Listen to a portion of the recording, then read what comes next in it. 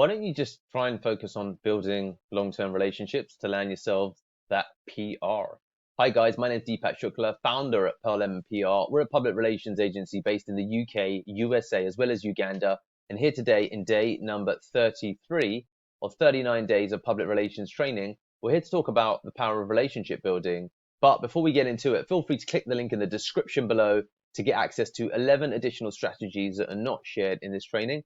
So look, this is an important one that might seem simple, but is very difficult in practice to execute because if you're in it for the long term, then relationship building is by far and away the number one thing that you absolutely need to focus upon.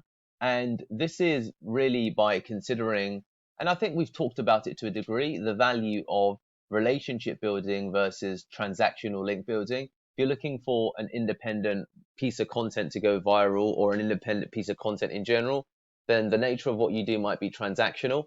But to be honest with you, the real truth is that building relationships is absolutely paramount in naturally everything that you do. But really, when I say building relationships, it's just being likable and giving,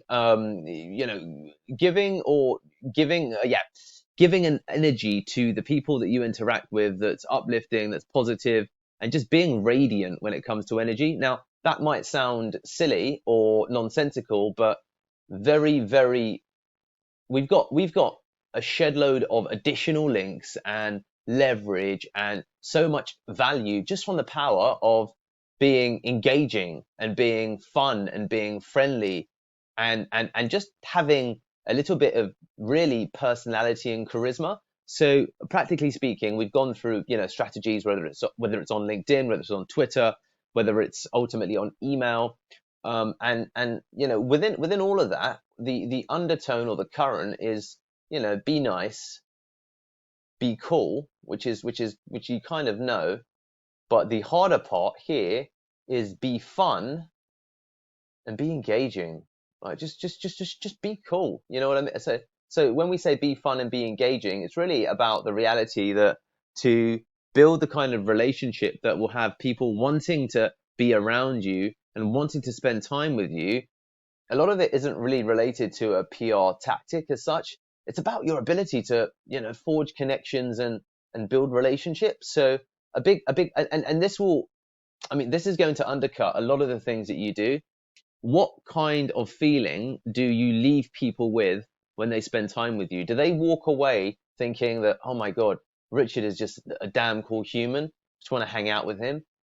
Because if they do, then they're likely to do favors for Richard. They're just many, many good things. They're going to help you build links. They're going to just do things. And it's just through the nature. And there is a transaction exchange here. Okay. Now, when you are fun, friendly, charismatic, charming, amusing, anything that really qualifies as engaging or let's say magnetic, you're giving that person value through your energy, okay? Because energy drives value, okay? Energy drives value, and that leads to ultimately leverage for both of you, okay? Because most people are transactional. Most people are perfunctory. Most people are formal. Most people play it by the script.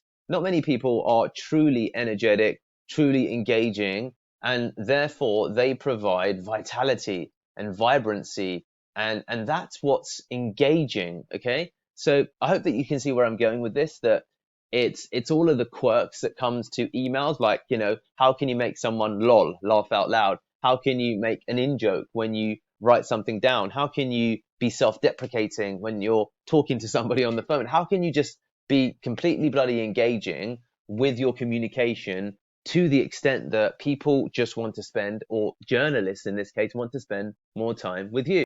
And that's the kicker, really, because then you can, how is it that you can be cheeky and ask for an additional link? How is it that someone will bend the rules slightly to give you a do follow link when ordinarily they wouldn't? How can someone make a really powerful introduction that could, really launch your career from here to here? All of that stuff, any of the stuff that is worth having is really, really intimately connected to relationships. Okay. And relationships really are just about energy. It's like, oh, you know what? This person is sweet, is kind, is cool, is engaging. And that's what you want to try and do. So look, I think that, practically speaking, and again, this is something that we can help give you some training and guidance upon, about the art and nature of building powerful relationships instantly the first time you meet somebody, where they think, you know what, I will pass you over to that person. You know what? Screw it. I will put you onto, a lauded place that people would normally pay for or fight for in Forbes. You know what? I will. You know what? I will. A couple of things. I'll give you two pieces of advice, really. One, read a book called The Charisma Myth, and about how the myth that people are just naturally charismatic is a myth, that you can learn charisma. That's the first one.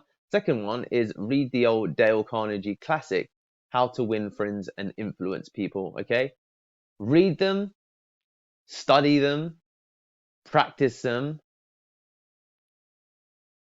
imbibe them, engulf them, assimilate them, incorporate them into your energy, your communication, your dialogue, and watch your level of leverage explode in accordance with your level when it comes to relationship building. Like, what level are you playing this game at?